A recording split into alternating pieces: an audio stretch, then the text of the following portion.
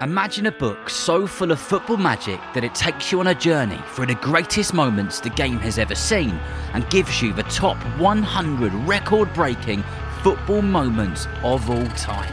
Well, Football for Kids listeners, I've got you covered. This year's Guinness World Records Football Edition 2026 is packed with unstoppable goals, mind-blowing skills and record-breaking legends. You'll travel through time on the World Cup timeline, flick and trick your way through the freestyle challenge with world champion Isabel Wilkins, and go on the touchline with the likes of Pep Guardiola, Carlo Ancelotti and Serena Wiegmann. If you're football crazy, this is a must-have. Get your Guinness World Records Football Edition 2026 book today via the link in the episode description. Who is your favourite darts player? If you said Luke Littler, trust me, you would not be alone. And guess what? Target Darts have been with Luke right from the very beginning. Before he was a world champion, Luke was just like you, a kid who loved throwing darts and having fun. And Target were there from day one, helping him on his journey all the way to the top. Now you can play like Luke too. Target has loads of awesome Luke Littler gear, from the Nuke magnetic dartboard that's perfect for your first throws, to the Littler Generation 1, the actual darts used to win the 2025 World Championships. And if you want to make your game even cooler, check out Target's Omni Auto scoring system. It does all the scoring for you, so you can just focus on throwing and having fun. And who knows, maybe one day you'll be the next world champion. Head to www.target-darts.co.uk to find out more.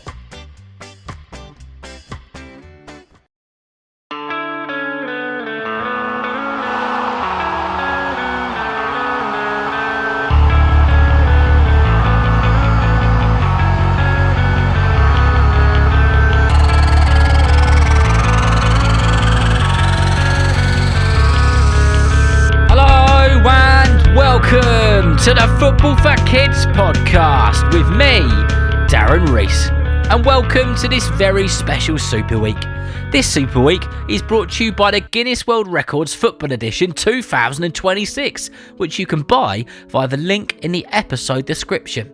In this episode, we're going to continue discovering the journey and the life story of Stanley Matthews, or should I say Sir Stanley Matthews. This is part 2 on his story.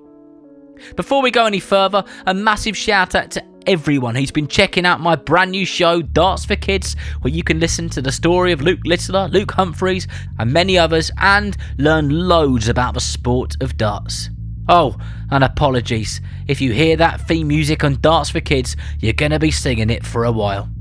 Alright, we love the darts.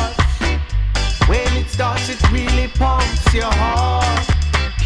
Nothing like the atmosphere inside. So grab your dart and play with pride. Come now!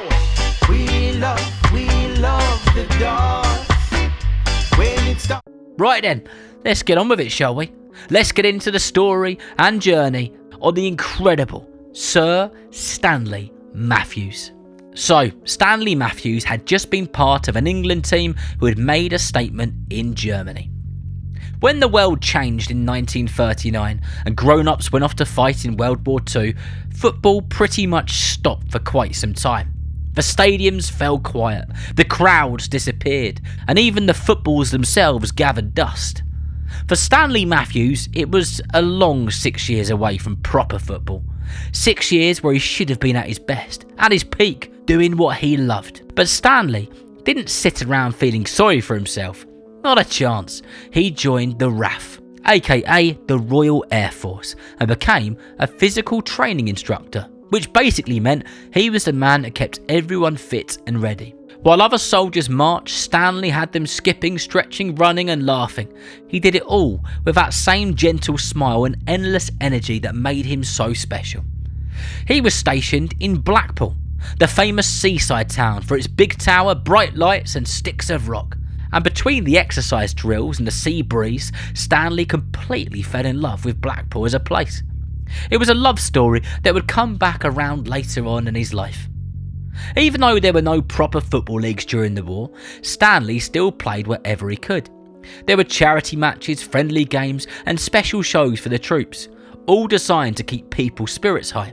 Imagine it, thousands and thousands of tired soldiers suddenly grinning like kids again as Stanley Matthews picked up the ball and danced past defenders and sent the crowd into raptures. He played alongside other stars like Tommy Lawton, and together they toured around the country, bringing joy wherever they went.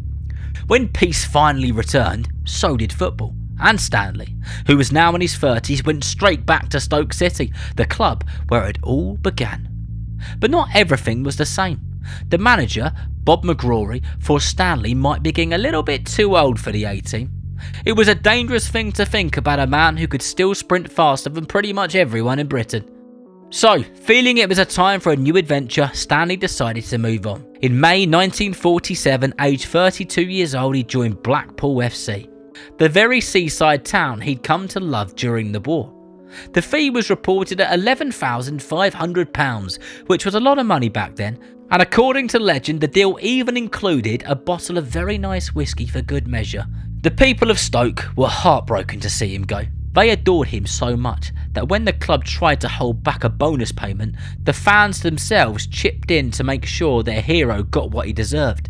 It was a beautiful moment that showed just how deeply people loved the man who'd given them so many smiles. At Blackpool though, the magic continued. Stanley became a part of a team that thrilled the nation. They reached the FA Cup final in 1948 and again in 1951.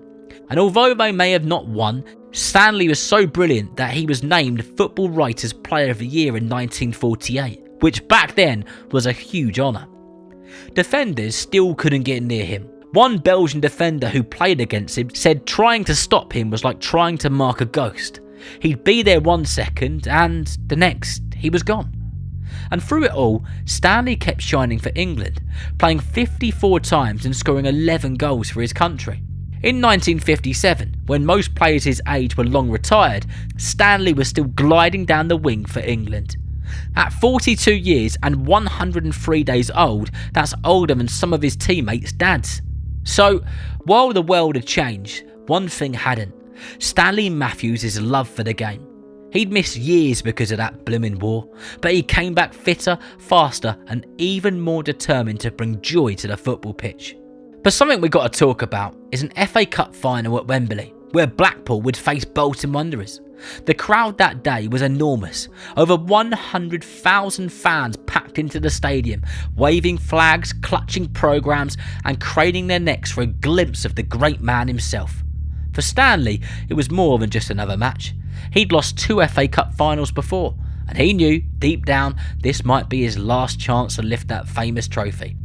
He'd once promised his dad that one day I'll win the cup. And here he was, for the 3rd time, standing in that famous stadium. But things didn't start well. Bolton were brilliant. They raced ahead, and within just 22 minutes, Blackpool were 3-1 down. Some fans started leaving the stadium. The dream, it seemed it was slipping away. And then, like all the great stories, there came a twist. Stanley Matthews, quiet for most of the game, suddenly came alive. It was as if somebody had flicked a switch and released a wizard onto the pitch. He began running at Bolton defenders, especially the poor left back whose legs had turned to jelly from chasing him all afternoon. Stanley would feint one way and swoop the other, then glide past him with that famous body swerve. Again and again, he sent the perfect crosses into the box. One led to a goal, then another, and with the score now level, the crowd's roar became deafening. Time was running out though, but Stanley, he wasn't done. In the last minute, he tore down the right wing one final time, leaving his defender in a daze, and he whipped in yet another inch-perfect cross. Bill Perry met it, and bang! 4-3, Blackpool had done the impossible. Wembley erupted, grown men cried, the team seemed to have come back from the dead. And at the heart of it was one of the oldest men on the pitch, Stanley Matthews. Even though one of his teammates had scored a hat-trick that day, everyone knew what they just witnessed, and from that day on, it was known as the Matthews Final, a historic moment in football. When the final whistle blew, Stanley finally got his FA Cup winners' medal, the one he'd promised his father he would win. And years later, he became the first ever Ballon d'Or winner. And still, all of these years later, he is the oldest player to ever receive it. Even the man who created the award admitted that perhaps Alfredo Di Stefano had been a flashier choice that year. But everyone agreed, no one deserved it more than Stanley. After all, he just helped Blackpool finish second in the league, their highest position ever, and he was still creating goal after goal with those magical feet of his. But Stanley wasn't finished. In 1961, at age 46 years old, he returned to his boyhood club, Stoke City, the place where he worked in the office, made cups of tea and cleaned boots, and then played for the reserves team. The news sent shockwaves through English football. For his first match back, more than 20,000 extra fans squeezed into the ground just to see him play again, and he didn't disappoint. Still gliding past defenders, still creating goals, still smiling with that calm, kind smile of his. 2 years later, in 1963, something magical happened. With Stanley pulling the strings, Stoke City won the second division title, climbing back into the top flight of English football. The very prize he'd helped them win 30 years earlier. He was 48 years old and named Footballer of the Year again, the oldest to ever receive it. He was breaking records left, right and centre. Then, in January 1965, came the crowning moment. Queen Elizabeth knighted him, making him Sir Stanley Matthews, the first footballer ever knighted while still playing. Just imagine that. "Arise, Sir Stanley," said the Queen, and football's greatest gentleman stood up with that special grin of his. He finally retired a month later, on the 6th of February 1965, aged 50 years old in 5 days, making him the oldest player to have ever appeared in the English top division. His incredible career lasted 33 years, longer than some players' entire lives in football. And what a farewell he had. On the 28th of April 1965, Stoke City held a testimonial match with a star-studded dream team that came to life. The lineup included legends like Lev Yashin, Alfredo Di Stefano, Ferenc Puskas, Jimmy Greaves and so many others, all wanting to honour the man who'd inspired them. Over 35,000 fans filled Stoke's Victoria ground, and more than 100 million people around the world watched it on the TV and listened to it on the radio. When the final whistle blew, the crowd rose as one to cheer the 50-year-old wizard who'd given his whole life to the game of football. Because Sir Stanley Matthews wasn't just a footballer, he was football itself. He was a man who showed that skill, kindness and determination never ever grow old. So remember, if you know someone who loves football just as much as you do, then please tell them about the Football for Kids podcast. And whether you're playing football soon, watching it on the telly or pitch side, I hope that you enjoy the game. See you next time. This Christmas, something magical has arrived for Football for Kids listeners all around the world. For the very first time ever, the Football Time Machine limited edition collector's frame is here.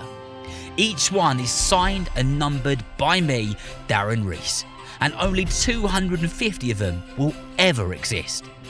Inside every frame is a golden QR code, and that is where the magic begins. That golden QR code unlocks 3 special things. The first and only video podcast I've ever made, a kids versus adults play along with 3 exclusive games that you can play at home, and a brand new audio story, Teddy and the Tale of the Football Time Machine. The frame will look incredible wherever you listen to the podcast in your home. There are only 250 of these special Christmas releases that will ever make it out. So if you want to own a piece of Football for Kids history and give a lucky listener a very special present, please email darren@footballforkidspodcast.com and you will receive an email instantly telling you how you can get your hands on one. The Football Time Machine. Once they're gone, they are gone.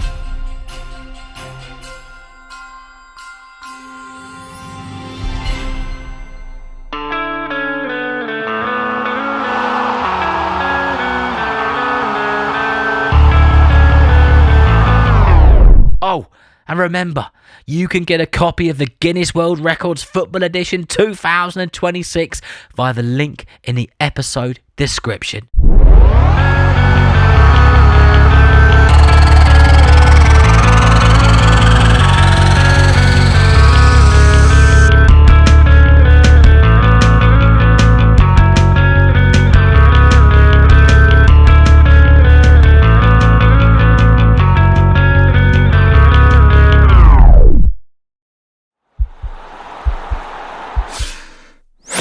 This podcast is part of the Sports Social Podcast Network.